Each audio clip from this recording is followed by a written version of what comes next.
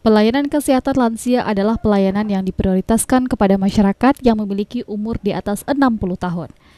Di Kota Padang, sejumlah dokter muda ilmu kesehatan masyarakat Fakultas Kedokteran UNAN yang tengah melakukan praktek kerja lapangan di Puskesmas Rawang, Kecamatan Padang Selatan, menemukan data kunjungan pelayanan lansia di Puskesmas masih rendah, yakni masih 61% atau belum mencapai target. Hal tersebut disebabkan karena kondisi yang dialami lansia berbeda-beda. Penuaan pada lansia terkadang akan menimbulkan permasalahan terkait aspek kesehatan, ekonomi, maupun sosial. Oleh karena itu, perlunya peningkatan pelayanan kesehatan terhadap lanjut usia. Untuk itu dibutuhkan peran serta dan perhatian dari keluarga atau orang terdekat, seperti anak, tetangga atau kader posyandu atau istilah keperawatan dinamakan caregiver. Berangkat dari sanalah 4 orang dokter muda, Firza Zufti Pratiwi, Anggian Syah Pohan, Fadel Wide Putra, dan Devi Yulianti mengangkat sebuah proyek inovasi, yakni menyusun sebuah buku panduan caregiver untuk lansia yang diberi judul Sejahtera. Pada Jumat pagi bertempat di Kampung KB Bukit Karan dibantu pihak Puskesmas dan kader posyandu. Para dokter ini melakukan sosialisasi sekalian launching buku tersebut.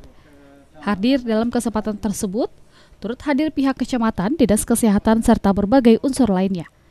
Kegiatan ini juga merupakan bentuk pengabdian kepada masyarakat dalam mendukung program standar pelayanan minimal Puskesmas pada lanjut usia. Mewujudkan tribina BKKBN dalam mengedukasi keluarga lansia untuk merawat lansia, serta dalam rangka mewujudkan Tridharma Perguruan Tinggi. Didapatkan bahwa kunjungan posyandu lansia di daerah Puskesmas Rawang ini bisa dikatakan cukup rendah, yaitu sekitar 61% atau tidak mencapai target. Jadi kami memikirkan bagaimana caranya supaya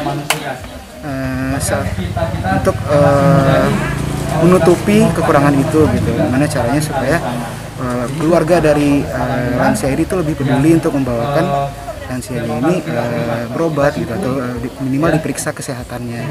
Jadi dari situ kami mencari apa saja yang kira-kira bisa kami buat, dan sekarang alhamdulillah sudah terbuat lah ini panduan caregivernya. Untuk penyusunannya itu sendiri itu ada kami dari dokter muda, kami satu kelompok berjumlah 4 orang, terus ada pembimbing kami yaitu Dr. Ida Rahmah Buhan Mars.